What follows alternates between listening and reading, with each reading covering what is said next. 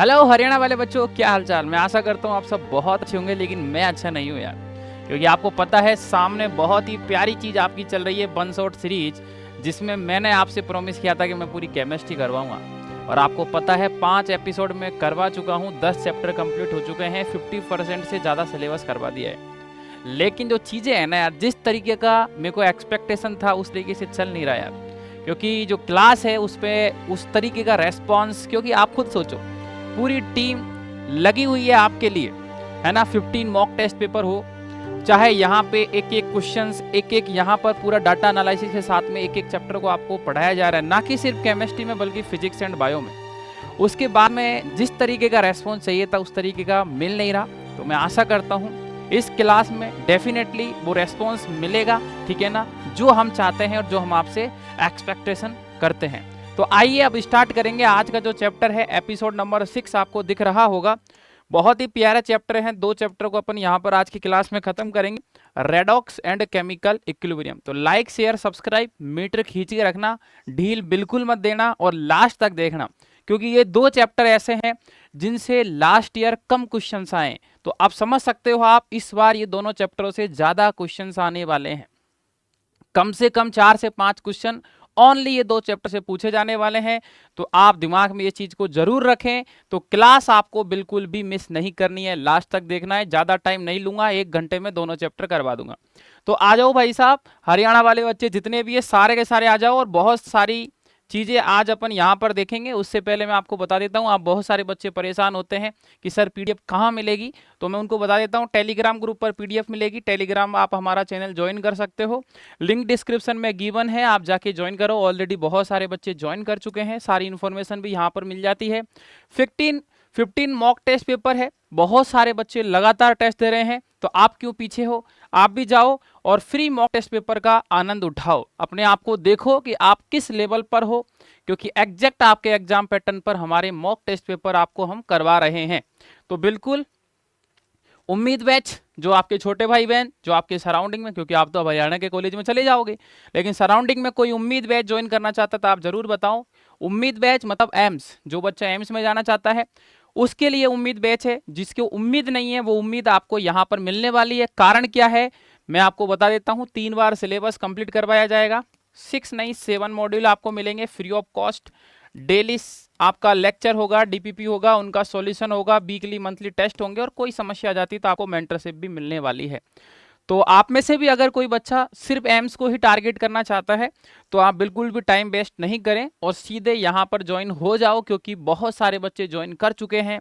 और 1 अक्टूबर से हमारा नया बैच भी स्टार्ट हो जाएगा, ठीक है ना। हालांकि बैच लगातार चल रहे हैं लेकिन फ्रेश स्टार्ट हो जाएगा, तो मैं चाहता हूँ उससे पहले ही आप ज्वाइन कर लें।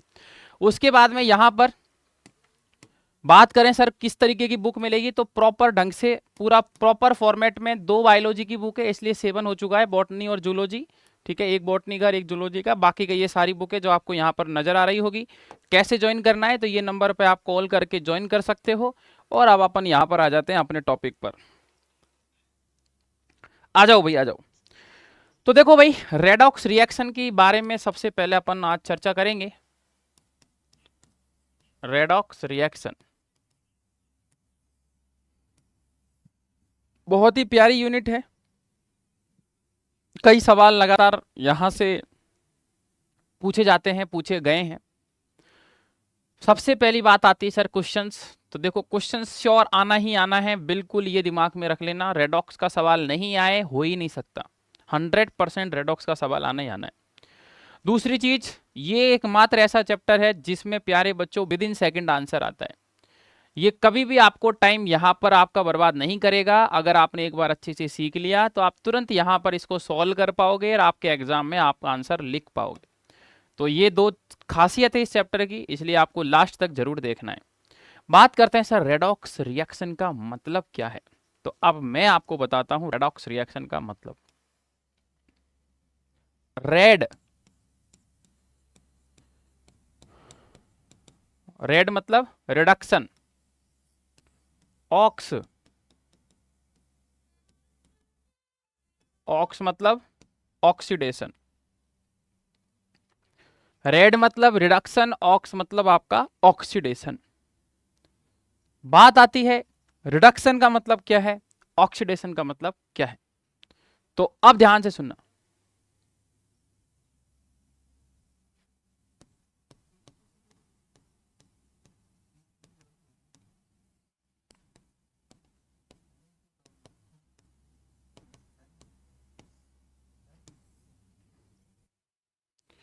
लॉस ऑफ इलेक्ट्रॉन या फिर गेन ऑफ इलेक्ट्रॉन। अगर आपका इलेक्ट्रॉन का लॉस हो रहा है तो वो ऑक्सीडेशन होगा। एक चीज और बोल सकते हैं प्यारे बच्चों अपन, decrease in oxidation number. Oxidation number का मतलब अभी बता दूंगा मैं।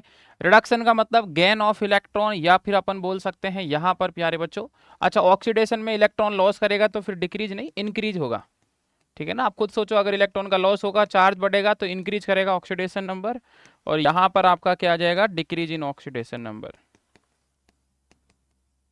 चलो भाई, तो ये कहानी है ऑक्सीडेशन एंड रिडक्शन की, जो सब बच्चों को यहां पर आनी चाहिएगा, ठीक है ना। सब बच्चों को यहां पर आनी चाहिएगा। तो ये सभी बच्चे ध्यान रखेंगे रिडक्शन और ऑक्सीडेशन का फंडा। अब थोड़ा सा इनके बारे में डिटेल में चर्चा करते हैं। सर ऐसे तो समझ में नहीं आया। तो भाई देखो, ये Zn है, ये कॉपर +2 है, Zn+2 में कन्वर्ट हो गया, कॉपर +2 कॉपर में कन्वर्ट हो गया। अब यहां पर Zn से Zn+2 जा रहे हैं, Zn अकेला है तो ऑक्सीडेशन नंबर 0 होगा, Zn+2 में आया तो ऑक्सीडेशन नंबर +2 हो गया। 0 से +2 मतलब ऑक्सीडेशन नंबर आपका 0 था, +2 हो गया मतलब ऑक्सीडेशन नंबर बढ़ गया। कॉपर +2 2 में था, कॉपर आपका 0 में चला गया, तो कॉपर +2 से कॉपर जाएंगे, 2 था 0 हो गया मतलब ऑक्सीडेशन नंबर आपका घट गया। ऑक्सीडेशन नंबर बढ़ा मतलब ऑक्सीडेशन हुआ, ऑक्सीडेशन नंबर घटा मतलब आपका रिडक्शन हुआ। और जब ऑक्सीडेशन और रिडक्शन दोनों साथ में होते हैं तो ये रिएक्शन प्यारे बच्चों क्या कहलाती है, रेडॉक्स रिएक्शन कहलाती है मेरे बच्चों, रेडॉक्स रिएक्शन कहलाती है।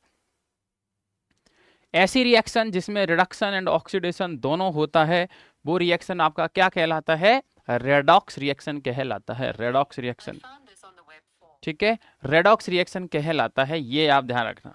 आजकल क्या है, वो मोबाइल में चल रहे हैं ना, अपन कुछ बोलते हैं वो सुन लेता है, तो इसको भी रेडॉक्स की आवाज आ गई, अरे भाई क्वेश्चन आ रहा है यहाँ से ध्यान से पढ़ ले, ठीक है ना। तो वो भी चिल्ला पड़ा बेचारा, अरे लोकेंद्र जी यहाँ से क्वेश्चन आने वाला है तो बच्चों को ज़्यादा अच्छे से सिखाएं, ठीक है ना। देख रहे हो, ये भी आपका ख्याल रख रहा है, और एक आप हो जो हमारा ख्याल नहीं रख रहे हो, मतलब ख्याल रख रहे हो बट रेस्पॉन्स यार जो चाहिए था ना वो आ नहीं रहा। और मैं चाहता हूँ इस वीडियो पे वो रेस्पॉन्स देखने को मिलेगा, ठीक है। चलो, तो ये यहाँ पर ऑक्सीडेशन हो गया, रिडक्शन हो गया, रेडॉक्स रिएक्शन हो गया, ये सारी चीज हो गई भाई साहब, ठीक है। अब यहां पर स्टार्ट करते हैं। सबसे पहले एक होता है प्यारे बच्चों ऑक्सीडाइजिंग एजेंट, और एक होता है आपका रिड्यूसिंग एजेंट।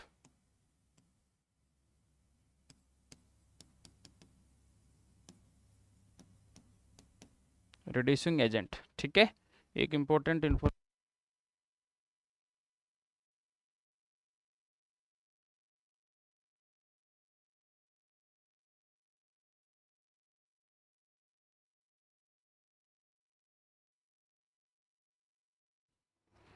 तो यहां पर ऑक्सीडाइजिंग एजेंट और रिड्यूसिंग एजेंट, बात करते हैं दोनों के बारे में, चर्चा करते हैं।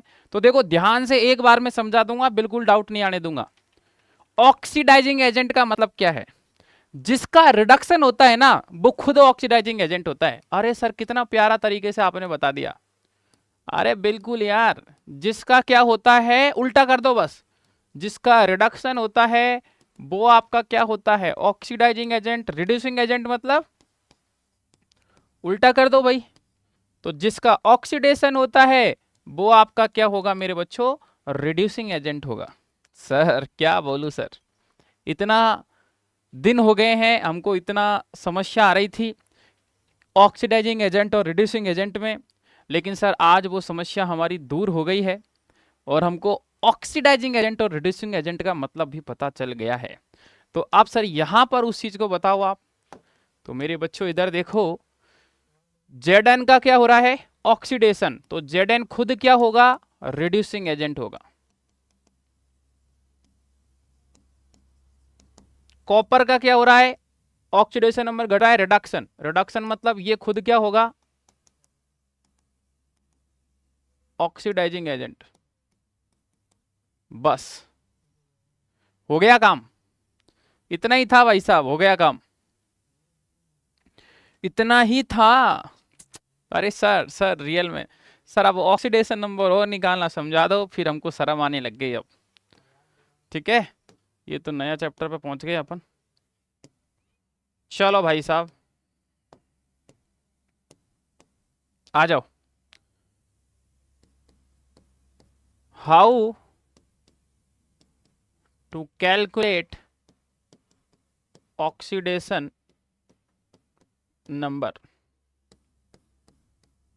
ऑक्सीडेशन नंबर को कैसे कैलकुलेट किया जाता है, ये मैं आपको यहां पर सिखाने वाला हूं मेरे बच्चों। तो आप ध्यान से देखना और ध्यान से सुनना, एक बार में समझ में आ जाएगा। कोई भी अगर आपका एटम अकेला है, फ्री स्टेट में है, ठीक है ना, कोई अकेला है, फ्री एटम है, फ्री मॉलिक्यूल है, तो वो आपका यहां पर ऑक्सीडेशन नंबर 0 रखेगा। बिल्कुल ध्यान से सुन लेना, ठीक है ना। जैसे कैसे,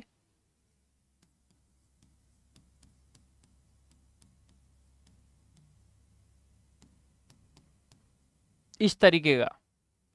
अब ये अकेले हैं नहीं है, लेकिन ये फ्री मॉलिक्यूल है। क्या है ये आपके, फ्री मॉलिक्यूल। फ्री मॉलिक्यूल है ना भाई साहब। तो यहां पर ये सारे के सारे फ्री मॉलिक्यूल जो हैं वो आपका यहां पर ऑक्सीडेशन नंबर क्या रखेंगे, 0 रखेंगे। ये एम्स में पूछा गया था भाई साहब, एम्स में इसी साल 2025 में यही पूछा गया था। फ्री मॉलिक्यूल है, समझ जाना आपका ऑक्सीडेशन नंबर 0 होगा। अकेला एटम, हाँ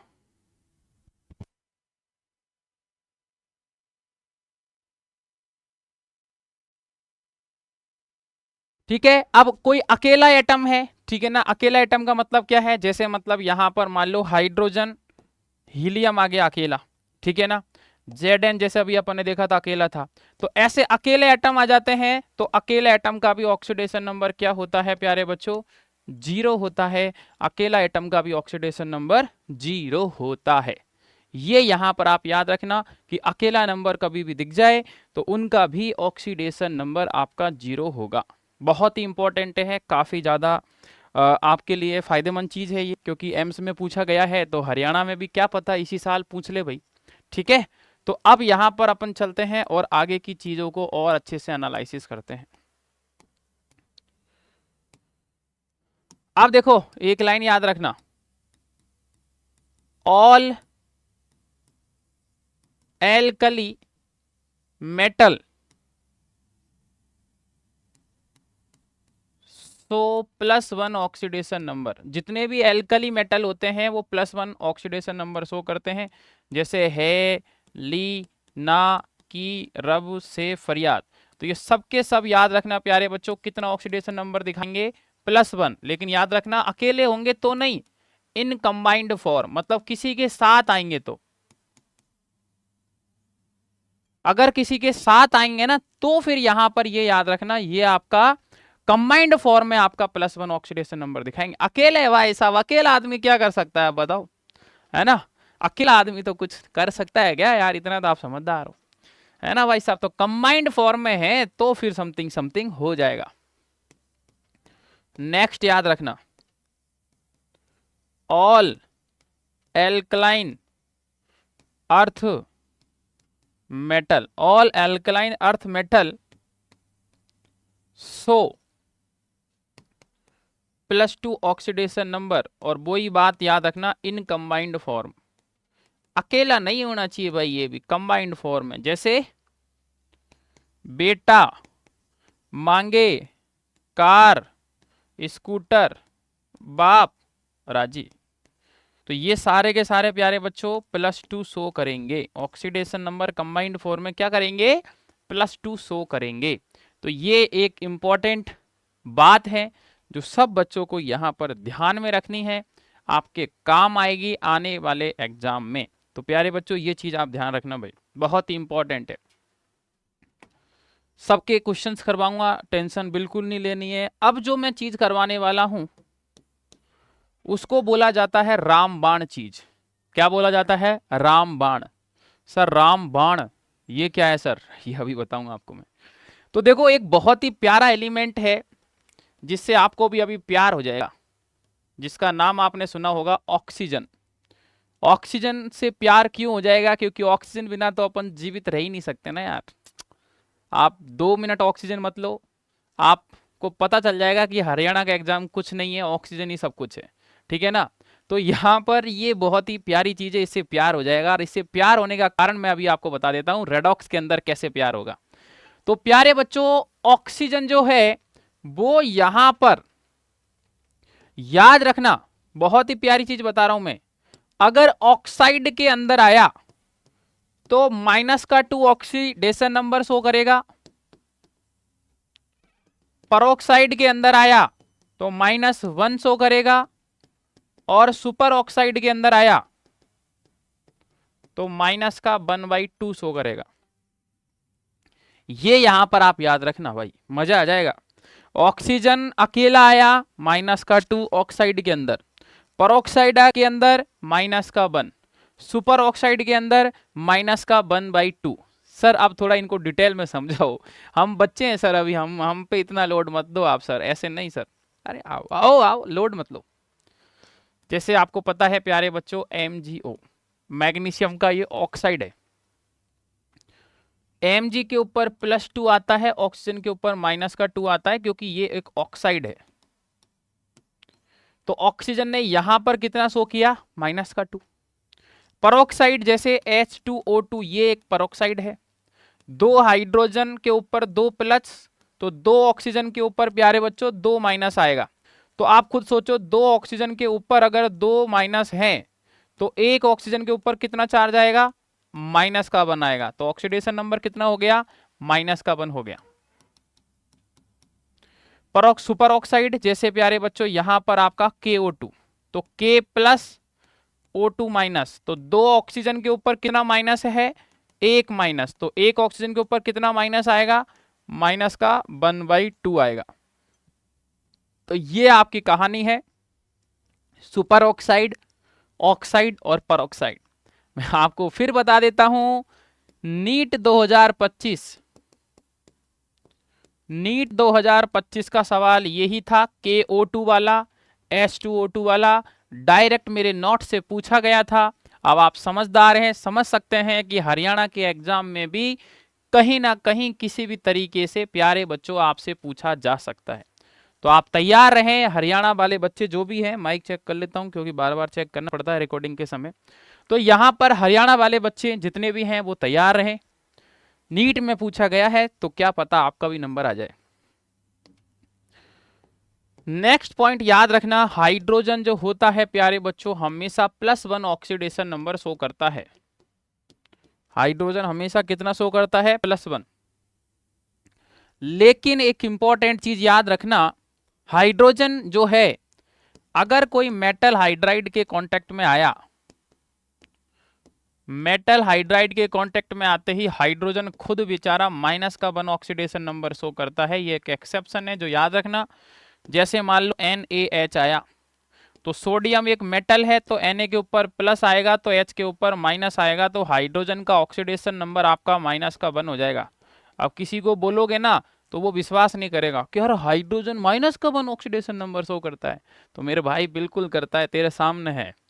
अब देखो एक चीज, ये किसी को बताना मत आप, अपन दोनों के बीच की बात है, ये पूछा नहीं गया है अभी तक, तो क्या पता इस बार ही पूछ ले। ठीक है ना? तो ये अपन दोनों के बीच की बात है, ध्यान रखना इस चीज को। ठीक है, बिल्कुल याद रखना, काम आएगा। चलो भाई, सर पढ़ा दिया आपने, अब मान लिया हमने, अब क्वेश्चंस करवा दो बस और हो गया हमारा काम। चलो आ जाओ। अब एक रामबाण तरीका बता देता हूं।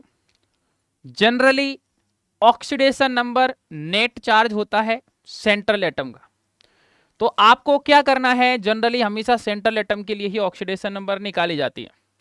सेंट्रल एटम मतलब जिसकी संख्या आपको कम मिलेगी, जनरली वही सेंट्रल एटम होता है, जिसका इलेक्ट्रोनेगेटिविटी भी ज्यादा होता है। जो सेंट्रल एटम है जिसका ऑक्सीडेशन नंबर निकालना है उसको x मान लो और टोटल सम को 0 कर दो अगर कोई चार्ज नहीं है तो, और कोई चार्ज अगर है तो वो चार्ज को इक्वल के बाद में रख दो, बस काम खत्म। चलो भाई, H2SO4 K2Cr2O7 Cr, ये अंडरलाइन जो कर रहा हूं ना, जो जिनके ऊपर अंडरलाइन कर रहा हूं मैं, इनका ऑक्सीडेशन नंबर निकालना है आपको। अच्छा, H2SO4 हो गया।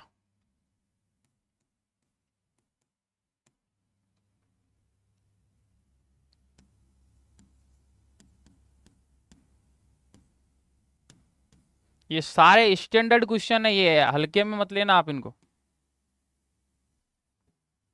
पता चले कोई बच्चा इनको हल्के में ले रहा हो।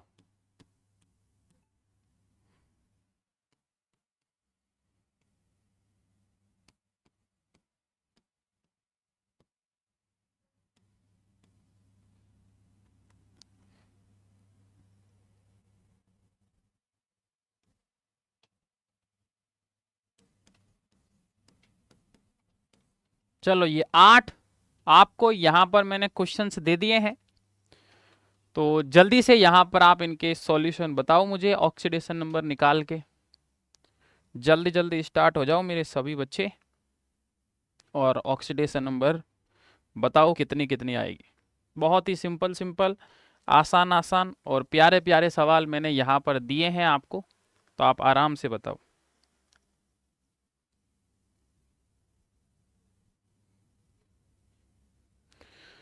साबली सलोनी तेरी झील सी आंखें, इनमें ना जाने कहाँ खो गया है मेरा दिल। जल्दी जल्दी बताओ भाई।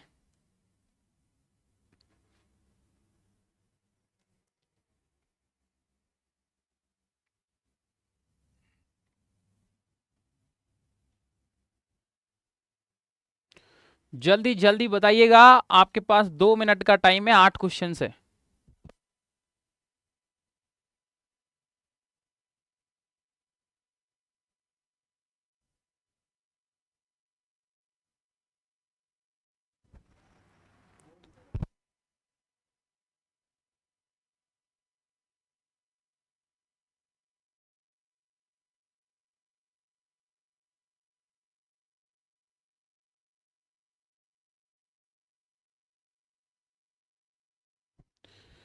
आ जाओ आ जाओ आ जाओ आ जाओ, जल्दी जल्दी बता दो आंसर, आ जाओ क्या।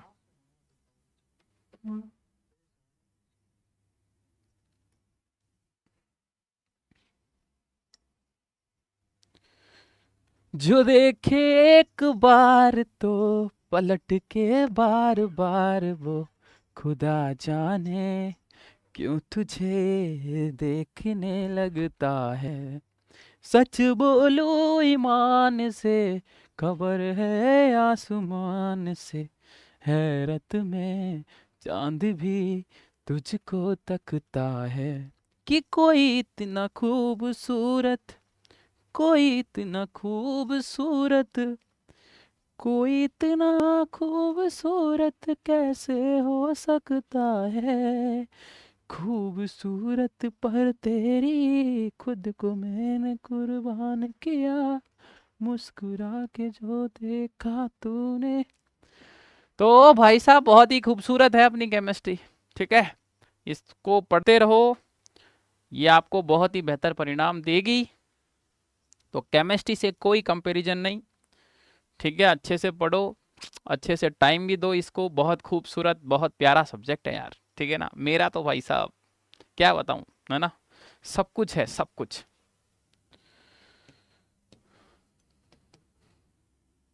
जल्दी जल्दी बताओ सभी बच्चे फटाफट।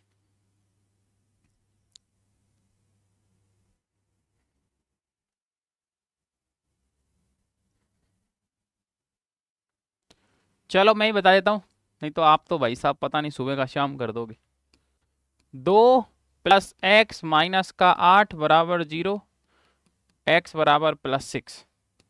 2 + 2x - का 1, ऑक्सीजन का -2, तो 7 का -14 = 0। तो 2x बराबर 12, तो x बराबर प्लस का 6। एक सल्फर का x माइनस का 8 बराबर माइनस का 2, तो x बराबर प्लस का 6। NaH सोडियम हाइड्राइड मतलब प्लस वाला माइनस वाला, तो सोडियम के ऊपर प्लस 1 आएगा। KO2 K प्लस आएगा, ठीक है ना, याद रखना ये प्लस 1 होगा। बच्चे क्या करते हैं, x माइनस का 4 बराबर 0, x बराबर प्लस 4 कर देते हैं, जबकि ये सुपर ऑक्साइड वाला कॉन्सेप्ट है, तो इसके ऊपर K प्लस 1 आता है, यहाँ पर O2 के ऊपर माइनस का 1 आता है। तो ये इंपॉर्टेंट था, नीट 2025 में पूछा गया है यही कॉन्सेप्ट। 2x माइनस का 14, एक का माइनस का 2, तो 2 का माइनस का 14, टोटल चार्ज कितना है माइनस का 2, x बराबर प्लस का 6। यहाँ पर तो पता ही है माइनस का 1, यहाँ पता ही है आपको प्लस का 1। बस आशा करता हूँ सब बच्चों के सारे क्वेश्चन सही होंगे, है ना, ऐसी मैं आशा कर सकता हूँ। और मुझे आशा ही नहीं, पूर्ण विश्वास भी है कि मेरे सभी बच्चों के सारे सवाल सही होंगे, एक भी सवाल गलत नहीं होगा। अब प्यारे बच्चों याद रखना एक इंपॉर्टेंट कॉन्सेप्ट, एक होता है आपका डिस्प्रोपोर्शिएशन रिएक्शन।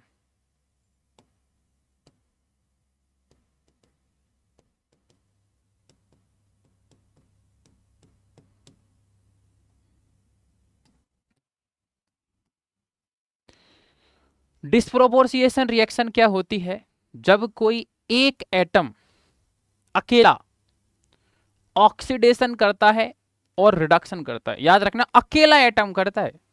रेडॉक्स में तो क्या होता है, ओवरऑल ऑक्सीडेशन और रिडक्शन को चेक करते हैं, बट डिस्प्रोपोर्शिएशन में क्या होता है, अकेला एटम आपका ऑक्सीडेशन और रिडक्शन दोनों करता है, तो वो डिस्प्रोपोर्शिएशन रिएक्शन होता है। जैसे आपका Br2 plus OH minus converted into Br minus plus BrO3 minus. तो यहां अकेला है, फ्री मॉलिक्यूल है, मैंने अभी बताया था, ऑक्सीडेशन नंबर 0, चार्ज आ गया तो माइनस का 1। उसके बाद में यहां पर प्यारे बच्चों अकेला एटम को देखना है ना, तो फिर यहां ब्रोमीन आपका कितना है, x माइनस का 6 बराबर माइनस का 1, तो x बराबर प्लस का 5। तो 0 से माइनस का 1 मतलब आपका ऑक्सीडेशन नंबर घट रहा है, मतलब रिडक्शन हो रहा है। 0 से प्लस 5 मतलब ऑक्सीडेशन नंबर बढ़ रहा है, मतलब ऑक्सीडेशन हो रहा है। तो अकेला एटम जो है वो रिडक्शन भी कर रहा है, ऑक्सीडेशन भी कर रहा है, मतलब यह आपका डिस्प्रोपोर्शिएशन रिएक्शन होगा। क्या होगा, डिस्प्रोपोर्शिएशन रिएक्शन होगा। बहुत इंपॉर्टेंट है, कई बार आपसे यहां पर एग्जाम में पूछा गया है, पूछा जा चुका है, और आगे भी कभी भी पूछा जा सकता है। तो ये चीज दिमाग में थोड़ा सा रखना, इंपॉर्टेंट कॉन्सेप्ट है प्यारे बच्चों। कभी भी आपसे पूछा जाए तो आप इसका जवाब बहुत ही आसानी से दे सकते हो।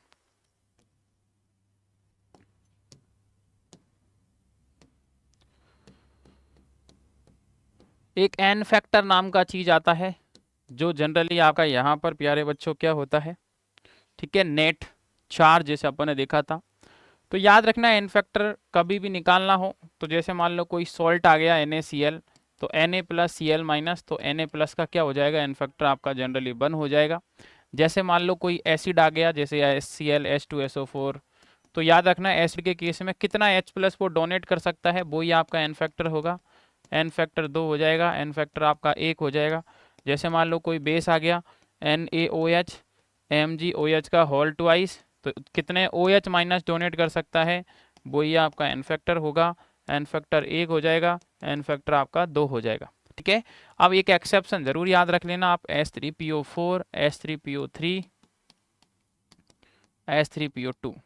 तो इस तरीके के फॉस्फोरस वाले केस में एक्सेप्शन है, जितने ऑक्सीजन उससे एक कम एन फैक्टर।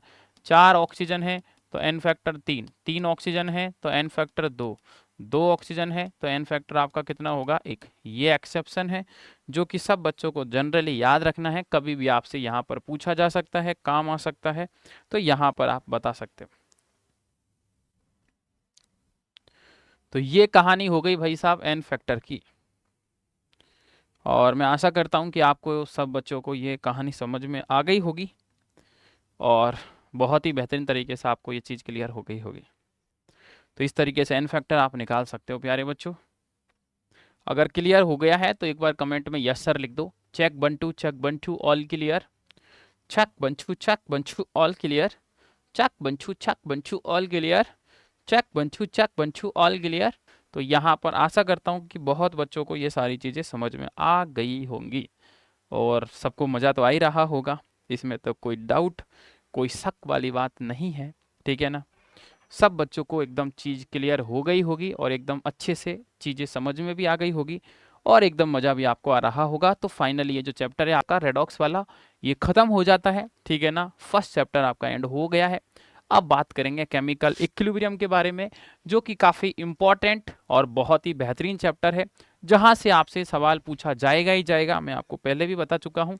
तो बेहतरीन यूनिट केमिकल इक्विलिब्रियम की शुरुआत करेंगे अपन अब।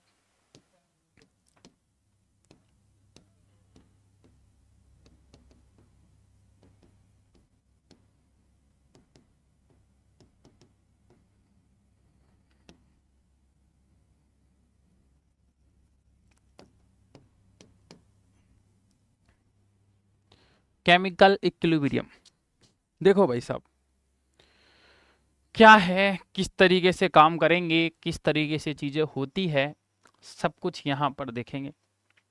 बहुत ही बेहतरीन यूनिट है, सवाल लगातार आ रहे हैं, आते रहेंगे भी, ठीक है ना। जैसे आपका हरियाणा का एग्जाम होगा तो उसमें भी डेफिनेटली देखने को मिलेगा ही मिलेगा। तो सबसे पहले यहाँ पर स्टार्ट करने से पहले एकदम कुछ बेसिक चीज़ें हैं जिनके बारे में आपको यहाँ पर प्यारे बच्चों पता होना चाहिए, जिनमें से अगर मैं बात करूँ तो सबसे पहली चीज़ आती है रिवर्सिबल एंड इरिवर्सिबल रिएक्शन। एक होता है इरिवर्सिबल रिएक्शन, एक होता है आपका रिवर्सिबल रिएक्शन। इरिवर्सिबल रिएक्शन और रिवर्सिबल रिएक्शन। इरिवर्सिबल रिएक्शन का मतलब प्यारे बच्चों क्या है, जब आपका जो रिएक्टेंट है वो प्रोडक्ट में तो कन्वर्ट हो जाता है, लेकिन प्रोडक्ट वापस रिएक्टेंट में कन्वर्ट नहीं होता है। ध्यान से सुन लेना, रिएक्टेंट आपका यहाँ पर कन्वर्ट हो जाएगा प्रोडक्ट में, लेकिन प्रोडक्ट वापस रिएक्टेंट में कन्वर्ट नहीं होगा। मतलब ऐसे भी बोल सकते हैं कि ये वन साइड रिएक्शन है, वन साइड रिएक्शन है। अगर एक बार यहाँ पर आगे गई तो वापस नहीं आएगी। रिवर्सिबल में क्या होता है, ध्यान से देखना, रिएक्टेंट आपका प्रोडक्ट में कन्वर्ट हो जाएगा और प्रोडक्ट वापस आपका रिएक्टेंट में कन्वर्ट हो जाएगा। रिएक्टेंट प्रोडक्ट में, प्रोडक्ट रिएक्टेंट में। तो यहां पर ये बोथ डायरेक्शन में मूव करती है,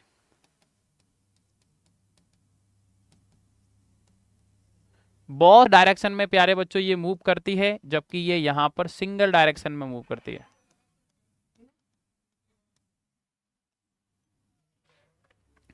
बोथ डायरेक्शन में मूव करती है, सिंगल डायरेक्शन में मूव करती है, ठीक है।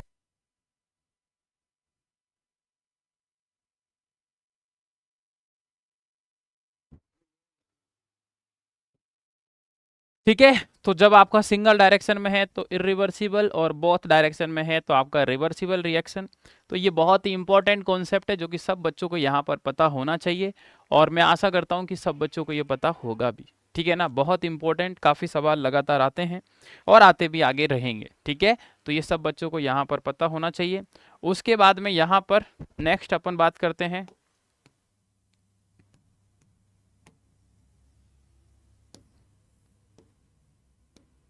जैसे प्यारे बच्चों होता क्या है यहाँ पर रेट, ठीक है, वर्सेज टाइम में जब ग्राफ बनाते हैं तो यहाँ पर ये रिएक्टेंट है जो लगातार घट रहा है, ये प्रोडक्ट है जो बढ़ रहा है और एक टाइम पे जाके ये यहाँ पर इक्वल हो गए फिर कांस्टेंट हो जाते हैं।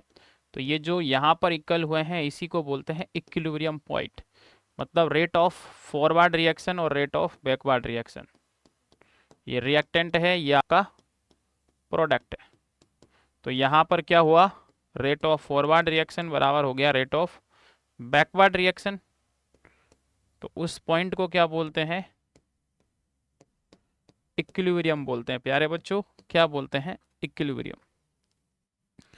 जहां पर रेट फॉरवर्ड रिएक्शन का रेट ऑफ बैकवर्ड रिएक्शन के इक्वल हो जाता है, बराबर हो जाता है, इसको ही आपका इक्विलिब्रियम बोला जाता है, ठीक है।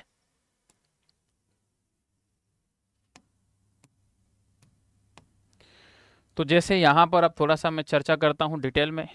मान लो ये ए है, ये प्लस बी है, ये सी में गया और ये डी में गया। तो जो रेट ऑफ फॉरवर्ड रिएक्शन होगा वो एक्टिव मास के प्यारे बच्चों डायरेक्टली प्रोपोर्शनल होता है। फॉरवर्ड रिएक्शन है मतलब reactant A and B. Rate of backward reaction directly proportional to active mass. Active mass मतलब जनरली याद रखना कंसंट्रेशन की तरह ही होता है, मोल अपॉन वॉल्यूम। तो बैकवर्ड में आपका concentration of C, concentration of D, ठीक है ना। तो ये एक्टिव मास की डायरेक्टली प्रोपोर्शनल हो जाता है। तो आर एफ बराबर क्या आ जाएगा बताओ, रेट कांस्टेंट आ गया के एफ, और ए एंड बी,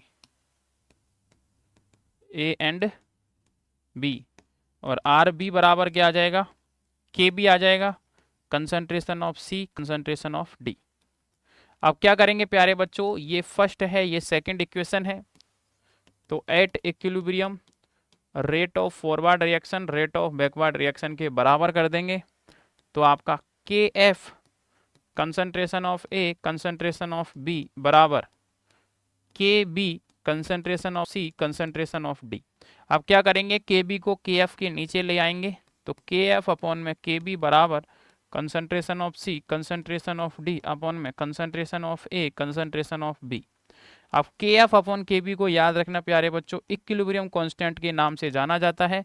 तो यह आ जाएगा concentration of C, concentration of D upon में concentration of A, concentration of B. ये जो के इक्विलिब्रियम आया है यही आपका यहाँ पर इक्विलिब्रियम कांस्टेंट के नाम से जाना जाता है, ठीक है ना।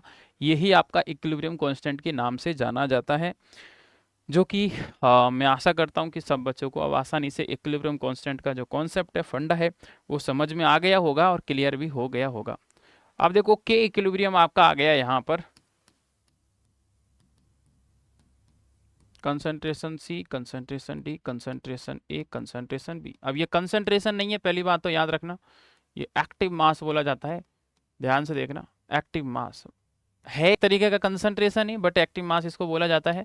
अब देखना, अब इसी चीज को अगर आपने कंसंट्रेशन के टर्म्स में लिखा तो के इक्विलिब्रियम हो जाएगा के सी, और अब जो ये है आपका कंसंट्रेशन सी, डी कंसंट्रेशन ए और बी। सर ये तो बहुत ही प्यारी चीज लग रही है।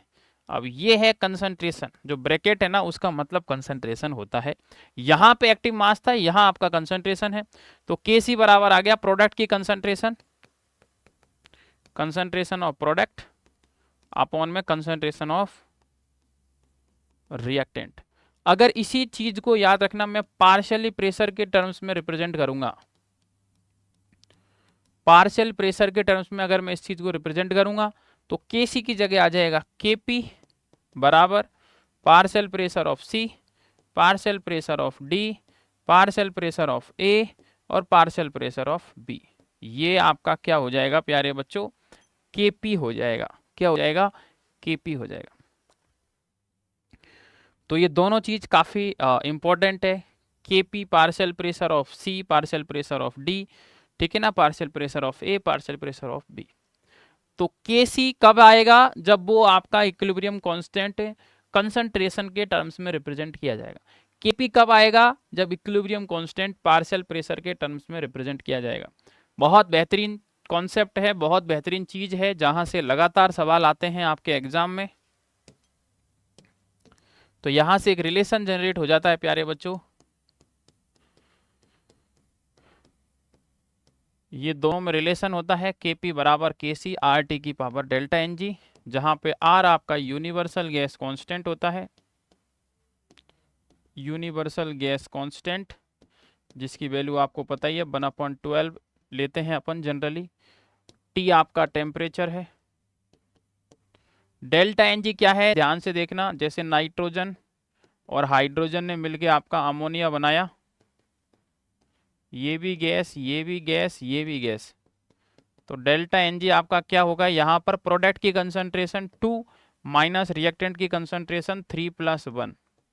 तो आपका 2 माइनस का 4 बराबर क्या आ जाएगा, -2। याद रखना डेल्टा एन जी में सिर्फ पहली बात तो गैस वाले मॉलिक्यूल को ही काउंट करेंगे, ओनली गैस वाले को। प्रोडक्ट में कितना स्टेचोमेट्रिक कोफिशिएंट है और रिएक्टेंट में कितना है, तो 2 - 3 + 1 4। तो इस तरीके से डेल्टा एन जी निकाल सकते हो। अब मान लो यहाँ पर डिफरेंट केस, अगर डेल्टा एन जी आपका बराबर हो गया, डेल्टा एन जी आपका बराबर नहीं 0 हो गया, तो किसी की पावर 0 क्या होती है, 1। तो याद रखना उस सिचुएशन में आपका के पी के सी के बराबर आ जाएगा। अगर delta N G greater than 0 हुआ, तो अगर ये ग्रेटर देन 0 हुआ तो फिर के पी ग्रेटर देन के सी हो जाएगा।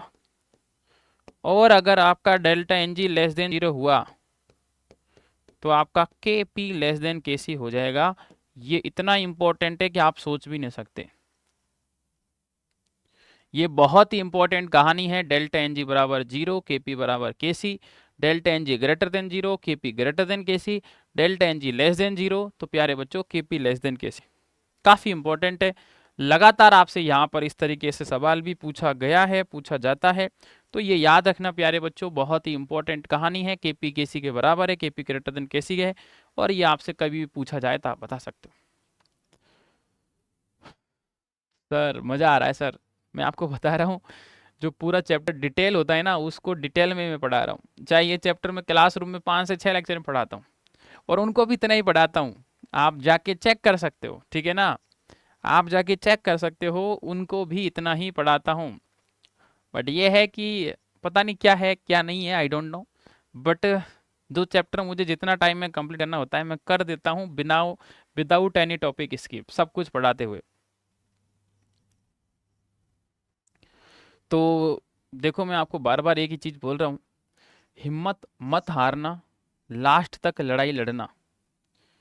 मैं आपको क्लियर शब्दों में बता रहा हूँ बच्चों, आपको मैं कभी भी रिग्रेट नहीं होने दूंगा। जो आज आप मेहनत कर रहे हो ना मेरे साथ में, मैं आपको विश्वास दिला रहा हूँ कि मैं आपको बिल्कुल भी रिग्रेट नहीं होने दूंगा कि आपने, ठीक है ना, कोई गलत जगह से तैयारी करी या गलत जगह पे भरोसा किया। जो पढ़ा रहा हूँ मैक्सिमम चीज़ें सब कुछ यहीं से पूछा जाएगा। मैं आपको पहले भी प्रॉमिस किया था कि पूरा केमिस्ट्री पढ़ाऊंगा फ्री ऑफ कॉस्ट, यूट्यूब पर ही पढ़ाऊंगा हरियाणा वाले बच्चों के लिए, और जो कि आपको दिख भी रहा होगा, कंप्लीट केमिस्ट्री मैं आपको यहाँ पर रीड करवा रहा हूँ, पढ़वा रहा हूँ, और आपको मज़ा भी डेफिनेटली आ ही रहा होगा। तो अब बस आप पढ़ते रहो, ठीक है ना, सीखते रहो, क्योंकि यार देखो, किसका सिलेक्शन होगा किसका नहीं होगा, कौन कहाँ जाएगा कौन कहाँ नहीं जाएगा, ये किसी को भी नहीं पता होता है। मुझे भी नहीं पता कि मैं अभी मेहनत कर रहा हूँ तो मुझे कौन सा मुकाम मिलेगा, आगे मैं किस पोजीशन तक जा सकता हूँ, नहीं पता। बट एक चीज है, सपना, जो हर एक बच्चा अपनी स्टूडेंट लाइफ में देखता है। मैंने भी देखा था जब मैं एज ए स्टूडेंट, जब आपकी तरह ही तैयारी करता था, तो मैंने मेहनत की, तो आई थिंक मुझे ऐसा लगता है कि जो चाहिए ना, धीरे धीरे धीरे धीरे वो सब कुछ धीरे धीरे मिलता जा रहा है, ठीक है।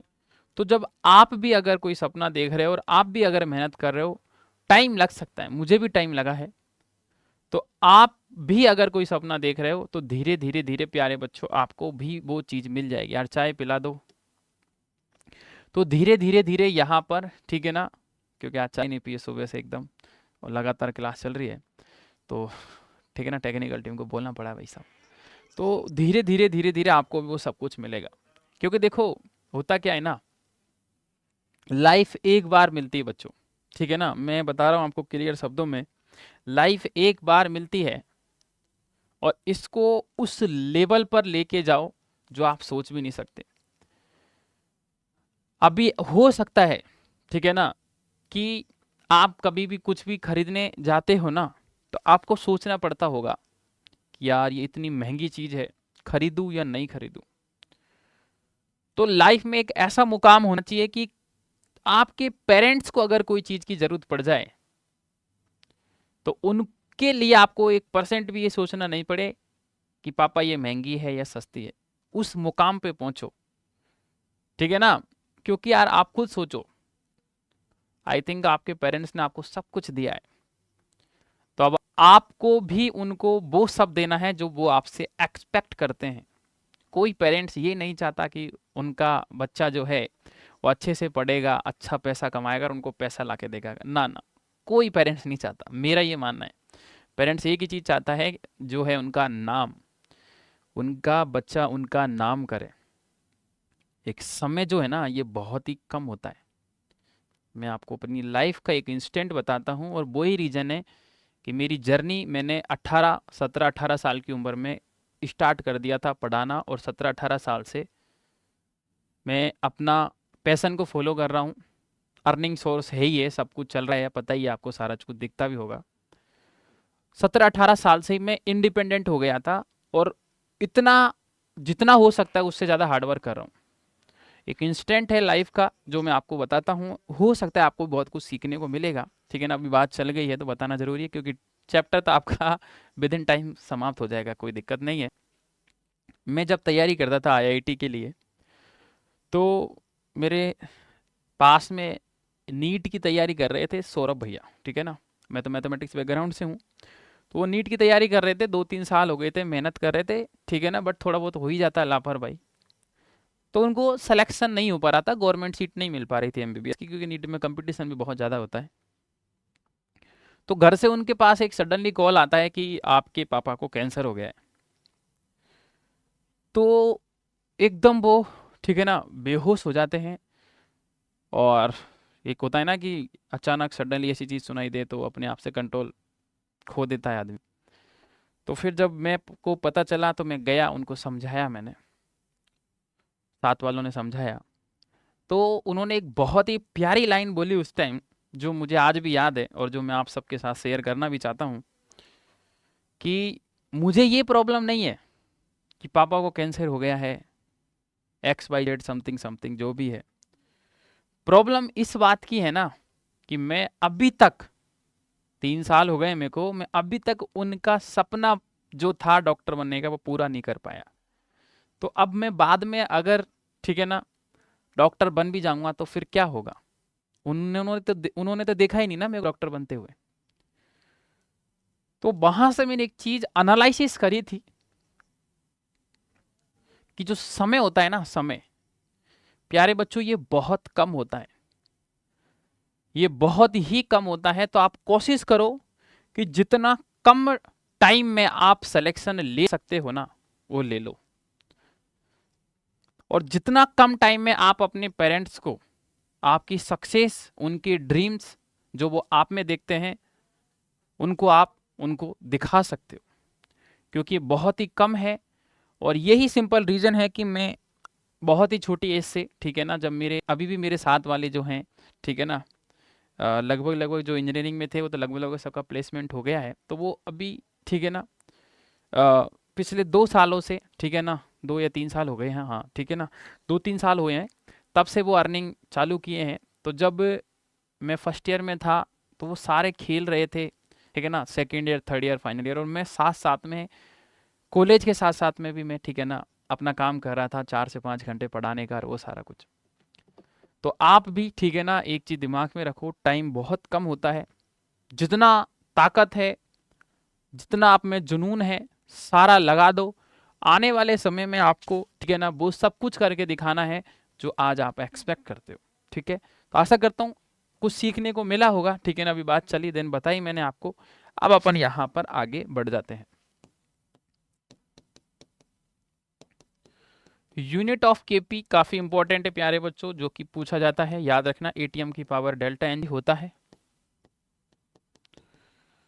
यूनिट ऑफ केसी भी पूछा जाता है प्यारे बच्चों, याद रखना, मोल पर लीटर की पावर डेल्टा एन जी होता है। दोनों इंपॉर्टेंट है, पूछे गए हैं, पूछे जाते हैं, कभी भी पूछे जा सकते हैं, तो आपको ये पता होना चाहिए, काफी इंपॉर्टेंट। एक और इंपॉर्टेंट कॉन्सेप्ट, एक होता है क्यूसी, रिएक्टेंट क्यूशेंट।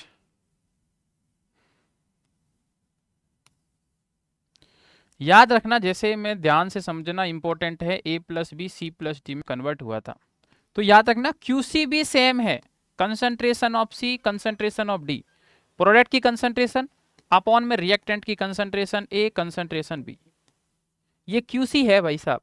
प्रोडक्ट की कंसंट्रेशन अपॉन में रिएक्टेंट की कंसंट्रेशन, ये क्यूसी है।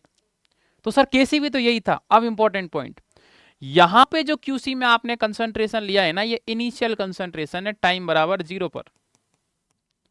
जबकि आपने केसी में जो कंसंट्रेशन लिया था,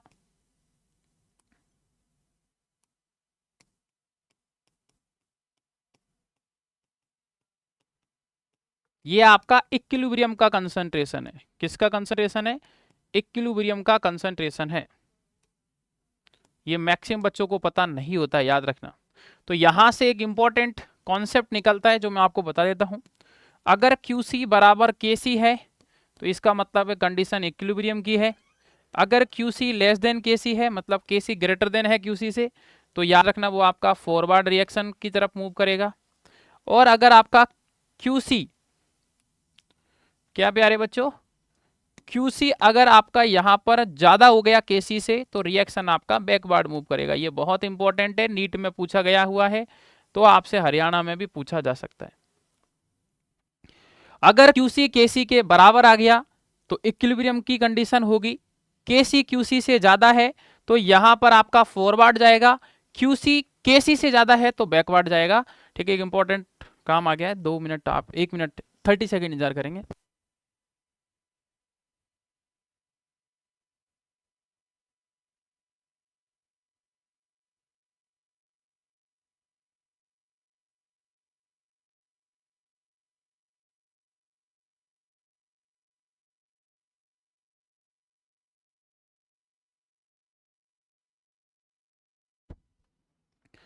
तो ये काफी इंपॉर्टेंट है। ठीक है, वैसे तो मैसेज डाल दिया होगा, नहीं डाला हो तो चेक कर लेना। ठीक है, जो आपसे यहां पर पूछा जा सकता है। ठीक है, काफी इंपॉर्टेंट। तो यहां से भी प्यारे बच्चों सवाल बनता है। अब देखो, रेट कांस्टेंट के बारे में भी आपको मैं कुछ फंडा बताता हूं। आपने पढ़ा था, अगर मान लो A से B जा रहे हैं तो रेट कांस्टेंट K1 है। अब मैंने क्या किया, बोला कि इस रिएक्शन को 2 से मल्टीप्लाई कर दिया, तो नया रेट कांस्टेंट क्या होगा। तो ध्यान से सुनना सभी बच्चे, ये रिएक्शन थी, यहां से यहां आने में मैंने 2 से मल्टीप्लाई किया है। तो याद रखना, जिस नंबर से मल्टीप्लाई करते हैं वो आपका क्या होता है, पावर में चला जाता है। तो ये K1 था, मल्टीप्लाई 2 से किया है तो 2 आपका पावर में चला गया। ये पहला कॉन्सेप्ट याद रखना। दूसरा कॉन्सेप्ट, ये मान लो A है, ये मान लो B है, और मैंने बोला B से A का बताओ। अगर A से B का K1 है तो K न्यू बताओ। तो क्या होगा, रिएक्शन उल्टा कर दिया। तो याद रखना, अगर अपोजिट रिएक्शन हो गया है उल्टा, तो रेट कांस्टेंट अपॉन में चला जाता है, तो K न्यू जो है वो आपका 1 अपॉन में K1 हो जाएगा। ये सेकंड केस था। उसके बाद में आपका आता है थर्ड केस। मान लो 2A आपका कन्वर्टेड इंटू 2B। ठीक है, 2A कन्वर्टेड इंटू 2B। तो आपसे मैंने बोला A से B का बताओ। तो यहां पर क्या है, इसका रेट कांस्टेंट K1 है, और A से B मान लो, यहां पर A से B का पूछा मैंने कि K न्यू बताओ। तो यहां से यहां आने में मैंने क्या किया है, 2 से डिवाइड किया है। तो 2 से डिवाइड किया है तो याद रखना प्यारे बच्चों, यहां पर जो नंबर से डिवाइड करते हैं वो आपका 1 अपॉन में करके चला जाता है। ठीक है ना, ये इंपॉर्टेंट है। जिस नंबर से डिवाइड करते हैं वो आपका 1 अपॉन में करके जाता है। जैसे यहाँ पर 2 से डिवाइड किया तो 1 अपॉन में आ जाएगा। ठीक है ना, ये इंपॉर्टेंट लाइन याद रखना। चौथा पॉइंट है सबसे लास्ट। मान लो मैंने बोला A से B का रेट कांस्टेंट K1 है, B से C का रेट कांस्टेंट K2 है, और मैंने बोला A से C का बताओ K न्यू। तो ध्यान से देखना, ये कब बना A से C, जब मैंने ये सारी रिएक्शन को दोनों को ऐड किया है। तो ये तभी तो B से C गया। तो याद रखना, ये A से B नहीं है, ये आपका A से C है। तो अब B से B तो गया, A से C का पूछा है। तो याद रखना, जब दो रिएक्शन को ऐड करने पे कोई रिएक्शन बनता है तो उनका रेट कांस्टेंट मल्टीप्लाई में चला जाता है, मतलब दोनों का मल्टीप्लाई क्या होगा, आपका आंसर देगा। तो ये चारों पॉइंट याद रखना, इंपॉर्टेंट। कभी भी इनसे सवाल पूछे जा सकते हैं, कभी भी पूछे जाएं तो आप प्यारे बच्चों बहुत ही आसानी से इनको बता सकते हैं, सॉल्व कर सकते हैं और आपका आंसर बता सकते हो। जल्दी से बताओ भाई सभी बच्चे, फटाफट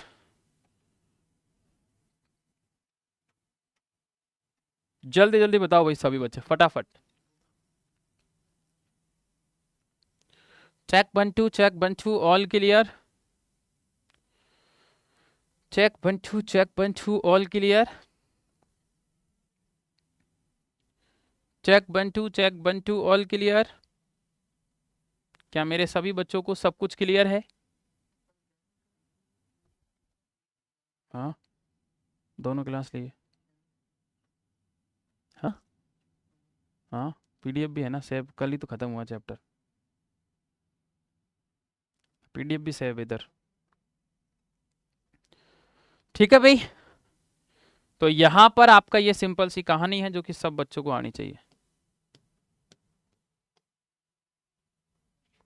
अब देखो यहां पर अपन ने केपी, केसी, क्यूसी, रेट कांस्टेंट के जितने भी फंडामेंटल कॉन्सेप्ट थे वो सब पढ़ लिए हैं। अब मैं आपको पहले तो, हाँ सबसे पहली बात, अब मैं आपको केसी और केपी का रिप्रेजेंटेशन सिखा रहा हूं, जो ध्यान से आप समझना, सभी बच्चे ध्यान से समझना। जैसे मान लो H2 plus I2 converted into 2HI, ये कोई एक रिएक्शन है, ध्यान से देखना प्यारे बच्चों। अब होगा क्या, आपको क्वेश्चन में रिएक्टेंट का इनिशियल मोल दे दिया जाएगा। अब मान लो मैंने मान लिया ये A है और ये B है। अब इनिशियल में प्रोडक्ट तो कुछ होगा नहीं, तो 0 हो जाएगा। ये टाइम बराबर 0 है जब आपका यहां पर इनिशियल फेज है, ठीक है ना। मैंने जनरल मान लिया, क्वेश्चन आपको दे देगा A B और आपका क्या है 0। अब जब प्यारे बच्चों यहां पर इक्विलिब्रियम की कंडीशन आएगी, तो ये A में से अपन को पता नहीं है, कुछ तो खत्म होगा, बट नहीं पता है तो अपन ने मान लिया X। ये अपन को पता नहीं है, कुछ तो खत्म होगा, मान लिया X। अब ये X दो बार खत्म हुआ है तो कितना स्टोइचियोमेट्री है 2, तो याद रखना 2 टाइम्स X आपका प्रोडक्ट बन जाएगा। नहीं पता था इसलिए A था, A में से X कम हो गया, B में से X कम हो गया, तो ये 2X आपका प्रोडक्ट का फॉर्मेशन हो गया। अब ये आपका टाइम बराबर इक्विलिब्रियम पे, ये क्या है याद रखना, मोल। क्या है प्यारे बच्चों, इनिशियल में आपका मोल। एक ट्रिक बता रहा हूं जिससे डायरेक्ट केसी और केपी लिख सकते हो। अब देखो कभी भी केसी लिखना है तो मैंने बताया था प्रोडक्ट साइड में क्या है 2x, पावर में याद रखना स्टोइचियोमेट्रिक कोएफिशिएंट चला जाता है, तो 2 अपॉन में रिएक्टेंट साइड कौन कौन है, इक्विलिब्रियम वाला लिखना, याद रखना हमेशा इक्विलिब्रियम वाला लिखेंगे, B माइनस का x और A माइनस का x। अब आपको पता है केसी होता है कंसंट्रेशन के टर्म्स में, जो कि मोल अपॉन वॉल्यूम होता है, मतलब वॉल्यूम से आपको डिवाइड करना पड़ता है। तो अब कुछ मत करो, कितना पावर ऊपर टोटल है यहां पर देखो आप 2, और नीचे भी पावर कितनी है 2। तो अगर आपका डेल्टा एनजी आपका 0 हुआ, डेल्टा एनजी आपका क्या हुआ 0, जो कि आपको यहां दिख रहा होगा 2 माइनस का 2 बराबर 0। तो जो आपका यहां पर केसी है वो सिर्फ और सिर्फ यहां पर वॉल्यूम का कोई रिलेशन नहीं आएगा। जो मोल है प्रोडक्ट साइड और जो मोल है रिएक्टेंट साइड, वो ही आपका केसी होगा और यही आपका केपी होगा, यही केपी होगा, क्योंकि आपको पता ही है डेल्टा एनजी बराबर 0, तो केपी बराबर क्या होता है, केसी होता है। तो यही आपका प्यारे बच्चों क्या होगा, यही आपका यहां पर आपको बहुत इंपॉर्टेंट लाइन याद रखनी है, केपी है, यही आपका केसी है, और कोई वॉल्यूम का टर्म, कोई पार्शियल प्रेशर का टर्म्स नहीं आएगा, सिंपल सा आंसर आ जाएगा। फंडामेंटल जब चीज फंसती है, जब डेल्टा एनजी नहीं है 0, या तो ग्रेटर देन 0 है या लेस देन 0 है, तो कुछ नहीं करना, ध्यान से देखना, मजा आ जाएगा। अभी बताता हूं, टाइम बराबर 0 है, मोल आप लिख रहे हो, मान लो ये A है, ये B है, ये 0 है, टाइम बराबर इक्विलिब्रियम का हो गया, तो ये A में से x गया, ये B में से 3x गया, तो ये आपका यहां पर प्यारे बच्चों 2x बनेगा। तो याद रखना केसी लिखेंगे, प्रोडक्ट साइड है 2x का स्क्वायर, रिएक्टेंट साइड है B माइनस का 3x, पावर में कितना आएगा स्टोइचियोमेट्री 3, रिएक्टेंट में आपका A माइनस का x। अब आप टोटल पावर देखो, टोटल, बहुत लाइन बता रहा हूं इंपॉर्टेंट, अच्छे अच्छे बच्चे यहां पर परेशान हो जाते हैं और उनको समझ में नहीं आता है। टोटल पावर ऊपर है 2, नीचे टोटल पावर है 3 + 1 4, तो कितनी पावर कम है, किधर कम है ये बताओ। नीचे तो यहां 3 है, यहां कुछ नहीं है, तो 1 4, और ऊपर पावर है, नीचे तो देखो 4 पावर है, ऊपर है 2, किधर पावर कम है 2 पावर इधर कम है, तो जिधर पावर कम है उधर याद रखना पावर में वॉल्यूम से मल्टीप्लाई कर दो। तो इधर कम थी तो पावर में वॉल्यूम से मल्टीप्लाई कर दी, ताकि 2 और 2 4 बराबर हो गया, और यही आपका फाइनल केसी होगा, यही आपका प्यारे बच्चों फाइनल केसी की वैल्यू होगी। सर ये तो बहुत ही रामबाण चीज बताई है आपने, मजा आ गया सर, ये तो हम सोच नहीं सकते। तो मैं तो ऐसा ही बताता हूँ, आप पढ़ते तो है नहीं हो। केपी में कुछ नहीं है, वही काम करो बस, 2x का स्क्वायर, B माइनस का 3x का क्यूब, A माइनस का x, बस। अब देखो वॉल्यूम किधर आया ऊपर, तो याद रखना यहां पार्शियल प्रेशर आएगा नीचे। भाई वॉल्यूम ऊपर आया ना, तो यहां पर ये जो है वो प्रेशर है, ठीक है ना, क्योंकि आपने पढ़ा होगा पार्शियल प्रेशर जो होता है मोल फ्रैक्शन गुणा टोटल प्रेशर होता है। तो यहां पर आपका जो वॉल्यूम है आपने पढ़ा होगा P inversely proportional to volume temperature constant पर। तो वॉल्यूम ऊपर आया है तो प्रेशर नीचे आ जाएगा, और ऊपर याद रखना इसके अपोजिट साइड में आपका टोटल मोल एट इक्विलिब्रियम क्या आता है, total mole at equilibrium. Equilibrium पे टोटल मोल कितने हैं काउंट कर लो, a माइनस का x प्लस बी माइनस का 3x प्लस का 2x। तो सॉल्व करोगे तो a प्लस बी और प्लस का यहाँ पे माइनस का x माइनस का 3x माइनस का 4x प्लस 2x माइनस का 2x। तो a प्लस बी माइनस का 2x ये टोटल मोल आ गया, यही आपका kp होगा। विद इन सेकेंड आपका आंसर आ जाएगा direct, with in second, time लगेगा ही नहीं, ठीक है ना। अगर आपको ये सारी चीजें समझ में आ गई है तो जल्दी से कमेंट में यस सर लिख दो, फटाफट सभी बच्चे यस सर लिख दो भाई, जल्दी जल्दी सभी बच्चे, सभी बच्चे जल्दी जल्दी फटाफट बता दो।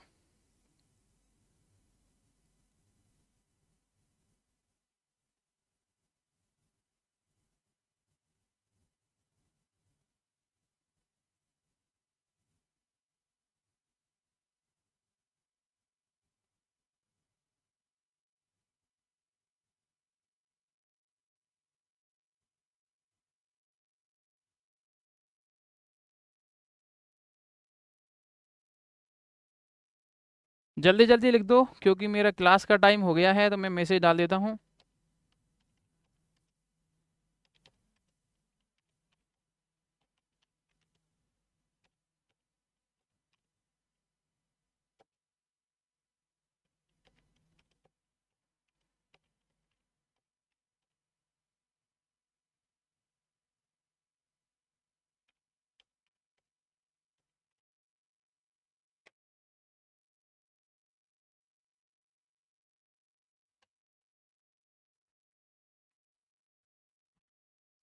देख लो आपको आपके लिए क्या क्या करना पड़ रहा है, क्योंकि मेरी 10:30 बजे से क्या ऐप पर क्लास होती है, ठीक है, तो उसका जनरली टाइम हो गया है, ठीक है। तो बच्चे सब इंतजार कर रहे हैं, बट अब क्या करें, चैप्टर तो समाप्त करवाते हैं, है ना। तो प्यारे बच्चों यहाँ पर इंपॉर्टेंट कॉन्सेप्ट था जो मैंने आपको अभी दिखाया है, बताया है। अब मैं आपको यहाँ पर ले चलता हूँ, ठीक है ना, थोड़े बहुत इसके ऊपर अच्छे अच्छे सेलेक्टेड क्वेश्चंस करवा देता हूँ, ठीक है, ताकि आपको ये चीज़ और अच्छे से क्लियर हो जाएगी, ठीक है। उससे पहले तो आपको मैं थोड़ा सा ये रिजल्ट बता देता हूँ, ठीक है ना, केपी कैसे चेक करेंगे। तो देखो भाई ये रिएक्शन आई, डेल्टा एन जी निकाल लो, प्रोडक्ट साइड में 2 + 1 3 माइनस का 2 बराबर 1, मतलब केपी ग्रेटर देन केसी होगा। डेल्टा एन जी माइनस का 2 है तो केपी लेस देन होगा केसी के, डेल्टा एन जी 0 है तो केपी केसी के बराबर होगा, और आपका यहाँ पर डेल्टा एन जी आपका 1 है तो केपी ग्रेटर देन केसी होगा। अब इंपॉर्टेंट बात क्या है, डेल्टा एन जी में सिर्फ और सिर्फ गैस को कंसिडर करते हैं, याद रखना, सॉलिड को अपन नहीं करते हैं कंसिडर्ड। जो सॉलिड होता है प्यारे बच्चों उसको कंसिडर नहीं करते हैं, ओनली गैस को करेंगे। तो ये सॉलिड है, नहीं करेंगे नहीं करेंगे, ओनली गैस को लेंगे, इसलिए 1 माइनस का 0, गैस गैस गैस 2 माइनस का 2 0, आपका गैस गैस गैस, तो यहाँ पर भी आपका क्या होगा 2 माइनस का 4 बराबर माइनस का 2, ठीक है, ये याद रखना। एक इंपॉर्टेंट यहाँ पर क्वेश्चन है जो भी मैं आपको करा देता हूँ। टेम्परेचर आपसे पूछा गया है Kp/Kc बराबर क्या है 10, तो इस रिएक्शन के लिए आपको बताना है, ठीक है ना। तो याद रखना आपसे पूछा गया है क्या, बताओ टेम्परेचर, तो Kp बराबर Kc RT की पावर डेल्टा एन जी, तो यहाँ से Kp/Kc ले आओ, RT की पावर डेल्टा एन जी कितना है 2 माइनस का 1 बराबर 1, तो Kp/Kc की वैल्यू तो क्वेश्चन में दे रखी है 10, RT बराबर 10 आ गया, ठीक है। अब T बराबर 10/R आंसर आ गया, ठीक है ना। ये क्या है देखो, क्वेश्चन का सॉल्यूशन गिवन है यहाँ पर, क्योंकि ये बुक का ही क्वेश्चन है, जो आपकी मैंने अभी बताया था कि जो अपना उम्मीद वाला बैच है उसके साथ जो बुक आपको मिल रही है उसी की स्लाइड से यहाँ पर ये क्वेश्चंस मैंने लिया है, ठीक है ना। तो उसमें क्या बुक है तो विद सॉल्यूशन देना पड़ता है ताकि बच्चे उसको सॉल्व कर पाएँ, देख पाएँ सॉल्यूशन को। तो मैं आपको इसको अलग से सॉल्व करके बता देता हूँ, ठीक है ना, आपको कन्फ्यूजन नहीं होगा। Kp बराबर Kc RT की पावर डेल्टा एन जी आपका 1 है, Kp/Kc बना दो क्योंकि वैल्यू दे रखी है इसकी, तो RT, Kp/Kc की वैल्यू 10 दे रखी थी तो RT, T बराबर क्या हो जाएगा 10/R, तो 10 अपॉन आर मैंने बताया था 1/12 होता है, 12 ऊपर जाएगा तो 12 इंटू 10 बराबर 120 आपका यहाँ पर आंसर हो जाएगा। ठीक है, तो इस तरीके से प्यारे बच्चों, बहुत ही आसान तरीके से, बहुत ही सिंपल तरीके से अपन प्यारे बच्चों यहाँ पर निकाल सकते थे। ठीक है ना। उसके बाद में ये भी देख सकते हो, ये क्वेश्चन केपी पूछा गया है फॉलोइंग रिएक्शन के लिए, केसी पता है तो भाई केपी बराबर केसी आर टी की पावर डेल्टा एन जी। ठीक है ना, जो कि 1 हो गया ये रिएक्शन के लिए, क्योंकि सॉलिड तो कंसीडर होगा नहीं। अब केपी पूछा गया है, केसी पता है तो 10 इंटू 1/12। ठीक है ना, और उसके बाद में आर इंटू टी कितना है बताओ 120। तो अब इसको आप सॉल्व कर लो प्यारे बच्चों। तो यहाँ से ये कितना गया 10, और 10 इंटू 10 कितना आ गया आपका 100 एटीएम। डेल्टा एन जी 1 है तो आपका 1 लिखने की जरूरत है नहीं। तो इस तरीके से केपी और केसी के बहुत ही आसान और सिंपल क्वेश्चंस आएंगे, जिनको आप विद इन सेकंड प्यारे बच्चों सॉल्व कर सकते हो। आपको बिल्कुल भी परेशानी से सामना नहीं करना पड़ेगा, एक भी सिंगल बच्चे को बिल्कुल भी परेशानी का सामना नहीं करना पड़ेगा। अब यहाँ पर कुछ थर्मोडायनेमिक इक्विलिब्रियम के कॉन्सेप्ट है, वो भी मैं आपको बता देता हूँ डायरेक्ट, क्योंकि टाइम अपने पास ऑलरेडी बहुत कम है। तो थर्मोडायनेमिक्स ऑफ इक्विलिब्रियम याद रखना प्यारे बच्चों, जनरल इक्वेशन होती है डेल्टा जी बराबर delta G not plus 2.303 R T log में 10 बेस में और क्यूसी, जहाँ पे डेल्टा जी होता है change in gives free energy, delta G not होता है standard gives free energy, QC होता है रिएक्शन क्यूसेंट, और क्यूसी अगर केसी के बराबर है तो आपको पता ही है इक्विलिब्रियम की कंडीशन आ जाएगी। यहाँ पर के थर्मोडायनेमिक इक्विलिब्रियम कांस्टेंट है, जो केसी और केपी के टर्म्स में इसको रिप्रेजेंट किया जाता है। अब आपको पता ही है अगर इक्विलिब्रियम होगा तो प्यारे बच्चों डेल्टा जी 0 के बराबर होता है, मैंने बताया था आपको, और केसी क्यूसी के बराबर होता है। तो डेल्टा जी अगर 0 करेंगे, यहाँ पर देखो डेल्टा जी अगर 0 होगा तो डेल्टा जी नॉट ये सारा उठ के उधर जाएगा तो ये माइनस में आ जाएगा। तो देखो ये माइनस में आ गया 2.303 आर टी लॉग, और ये क्यूसी की जगह क्या आ गया केसी। अब आपको एक रिलेशन याद रखना है, डेल्टा जी नॉट बराबर डेल्टा एच नॉट माइनस का T dot delta S not, ये डेल्टा जी नॉट के बराबर रख देंगे। तो प्यारे बच्चों यहाँ पर delta H not standard enthalpy है, डेल्टा एच नॉट स्टैंडर्ड एंट्रोफी है। तो यहाँ से ये रिलेशन जब आप बराबर करोगे तो लॉग में बेस 10 के जो है ये उसका अपॉन में चला जाएगा, तो ये फाइनल इक्वेशन आपका जनरेट हो जाएगा। ठीक है ना। हालांकि ये रिलेशन जो है इसको आप जब कंबाइंड फॉर्म में लिखोगे तो याद रखना इसमें दो ग्राफ बनता है, लॉग के वर्सेज 1/t में जो स्लोप आएगा वो आपका delta H naught upon 2.303 R आएगा, और जो सी इंटरसेप्ट है वो आपका delta S naught upon 2.303 R आएगा। कैसे आएगा मैं बता देता हूँ। आपने क्या किया, log 10 के माइनस का 2.303 आर टी को नीचे भेज दिया, टी से टी गया तो यहाँ ये बच गया। अब इसको क्या करना है, बाई बराबर एम एक्स प्लस सी से कंपेयर करना है। बाई एक्सिस पर कौन है जब ग्राफ बना रहे हैं, तो आप देखो इधर बाई एक्सिस पे log के है तो आपने यहाँ पर log के लिख दिया, एक्स एक्सिस पे 1/t है तो एक्स एक्सिस पे ये लिख दिया। तो बाई की जगह तो ये आ गया, एक्स एक्सिस पर 1/t है तो ये एक्स आ गया। अब देखो एक्स के साथ आता है एम, तो एम ये रहा आपका, देखो माइनस में delta H naught upon 2.303 R, तो देखो स्लोप आ गया माइनस में delta H naught upon 2.303 R. अब स्लोप नेगेटिव है तो आपने इस तरीके से ये लाइन को यहाँ पर दिखा दिया है। बचा हुआ सी है तो ये देखो ये बचा हुआ सी है, तो ये देखो बचा हुआ सी आ गया, इंटरसेप्ट जिसको बोला जाता है। ठीक है, ये इंपॉर्टेंट है। अब जब दोनों इक्वेशन को, ये फर्स्ट इक्वेशन है ये सेकंड इक्वेशन है, जब रेट कांस्टेंट K1 था, रेट कांस्टेंट K2 है, टेम्परेचर T1 ले लिया, दूसरी कंडीशन में T2 ले लिया, तो याद रखना दोनों को मिला के एक फाइनल रिलेशन आ जाता है, जो आपको यहाँ पर बस थोड़ा सा पता होना चाहिए। क्वेश्चन बहुत रेयर चांस है आने का, बट जनरली बाई चांस मान लो कभी कभार सवाल आ जाए तो पता होना चाहिए। लॉग में K1 अपॉन K2 बराबर delta H naught upon 2.303 R 1/T1 minus 1/T2। क्या होता है प्यारे बच्चों, लॉग में K1 upon K2 is equal to delta H naught upon 2.303 R 1/T2 minus 1/T1। Delta H आपका यहाँ पर सब्स्टिट्यूशन भी साइन के साथ सब्स्टिट्यूट करेंगे। एंडोथर्मिक में याद रखना डेल्टा एच ग्रेटर देन 0 होता है, एक्सोथर्मिक में आपका डेल्टा एच लेस देन 0 होता है।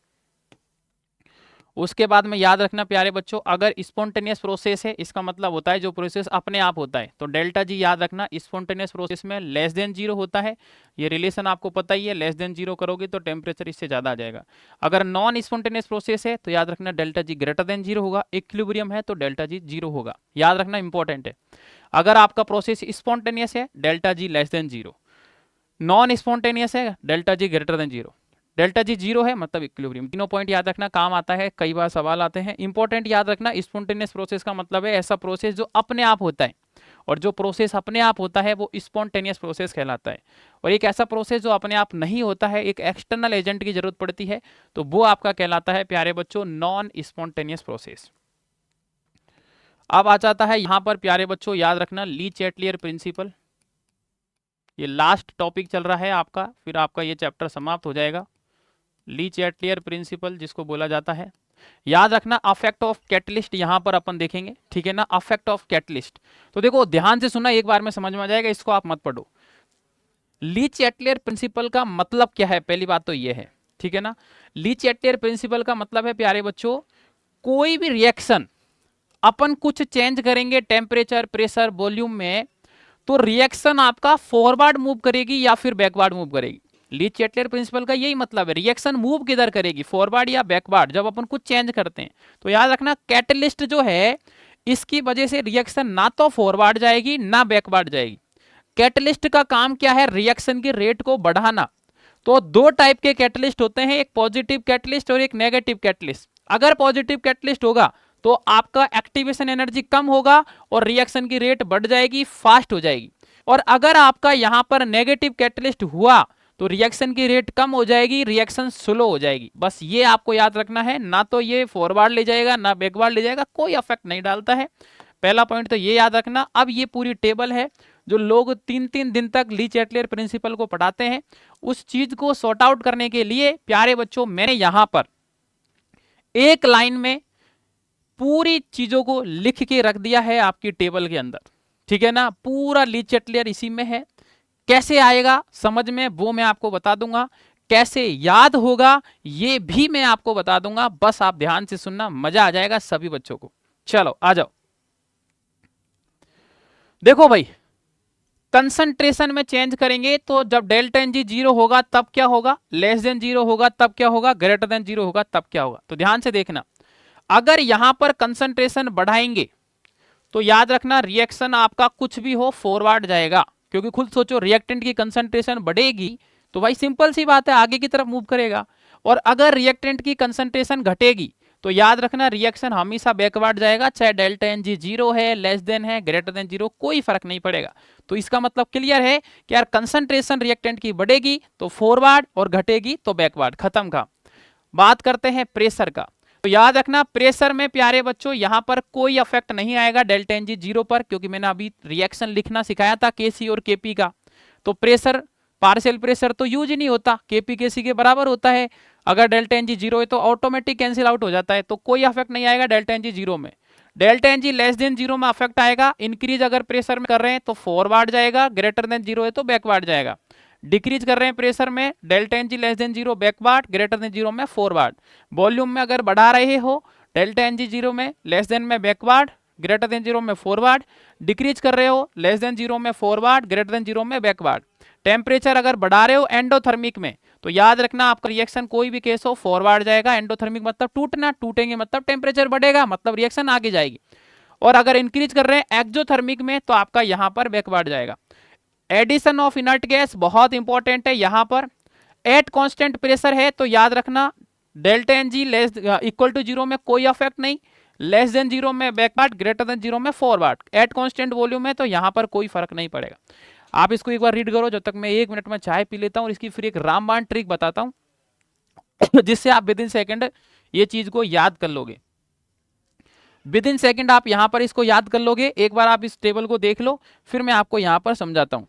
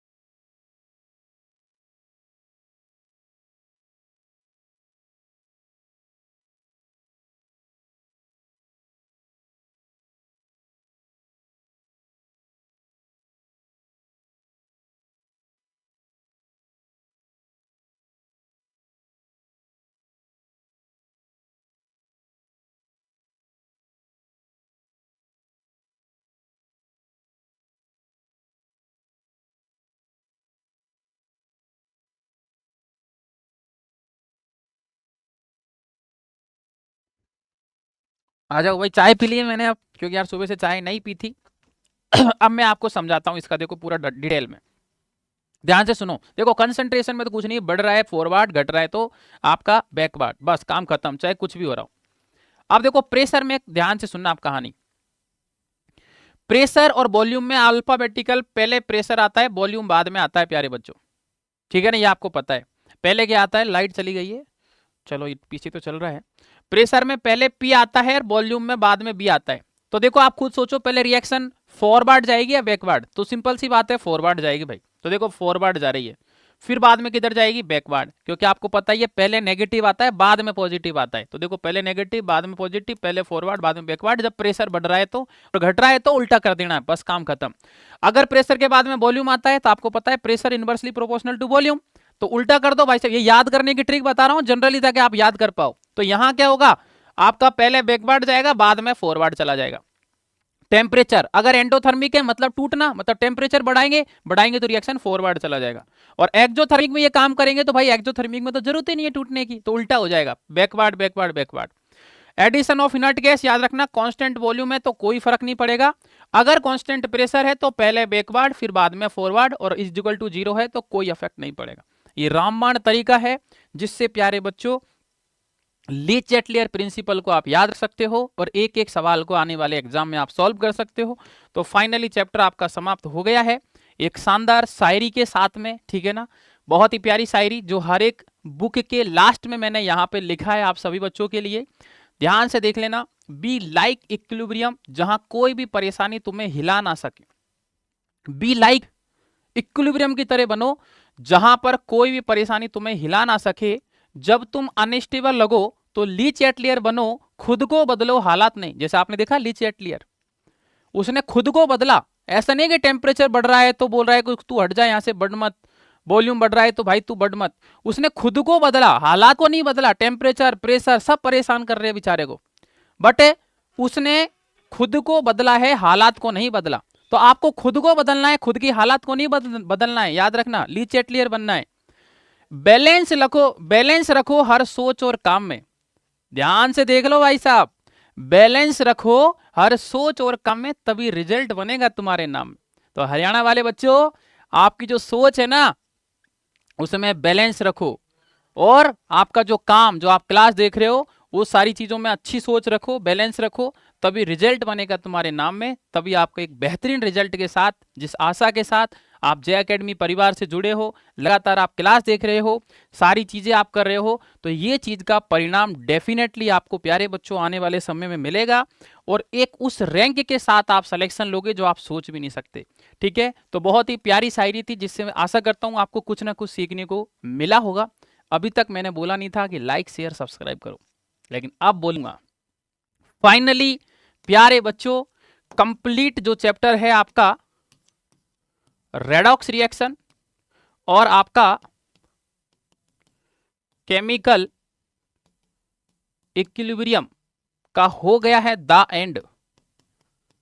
और मजा आया आपको? ये ऐसे चैप्टर है केमिकल इक्विलिब्रियम जो अच्छे अच्छे बच्चों को समझ में नहीं आता।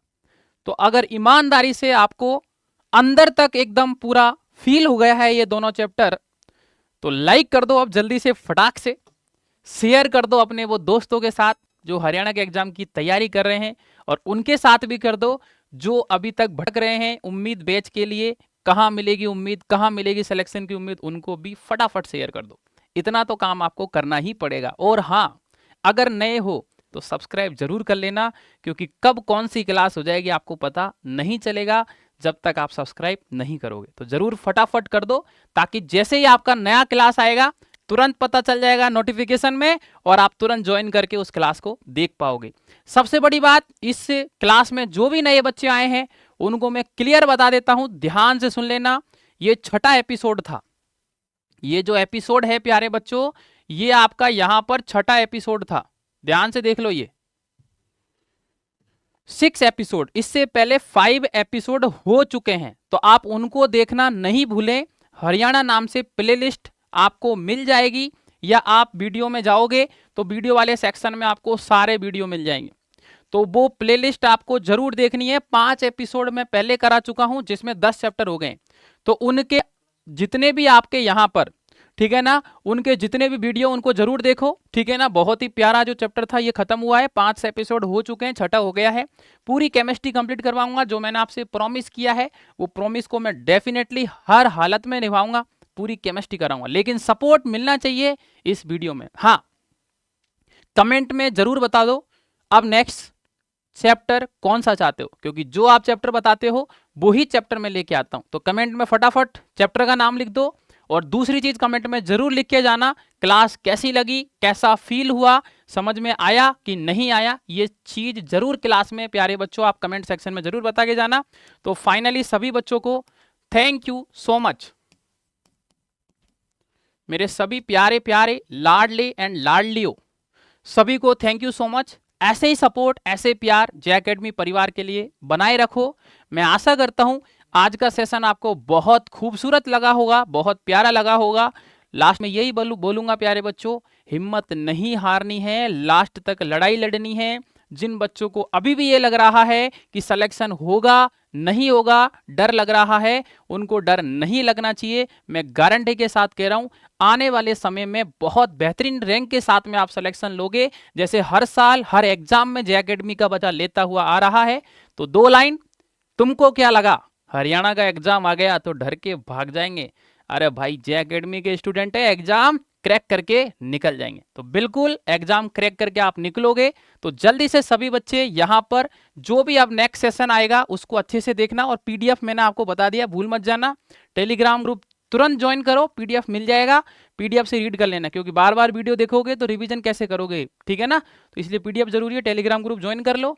और 15 मॉक टेस्ट पेपर मत भूलो, अभी तुरंत के तुरंत 1 सेकंड भी लेट नहीं करना है, ऐप को डाउनलोड कर लो और फ्री में आपको सारे टेस्ट मिल ही रहे हैं, ठीक है ना। तो जल्दी से जाके 15 मॉक टेस्ट पेपर जो है उनको आप जरूर दो भाई, ठीक होगी। देखो बिना मॉक पेपर कुछ नहीं होने वाला, ठीक है ना। मॉक पेपर ही आपको बताएगा कि आपकी तैयारी किस लेवल की है। तो अभी तुरंत के तुरंत ऐप को जल्दी से डाउनलोड कर लो और जाके टेस्ट पेपर दो, क्योंकि अब कोई चार्ज नहीं है ना यार, सब कुछ फ्री में चल रहा है भाई साहब, तो इसका आनंद उठाया जाए भाई, ठीक है। तो मैं आशा करता हूं बहुत अच्छा लगा होगा आज का सेशन, काफी प्यारा लगा होगा। थैंक यू सो मच सभी बच्चों को, ऐसे सपोर्ट ऐसे प्यार बनाए रखो, और बाकी का मैं मिलता हूं आपसे नेक्स्ट सेशन में एक बेहतरीन चैप्टर के साथ में। Thank you so much.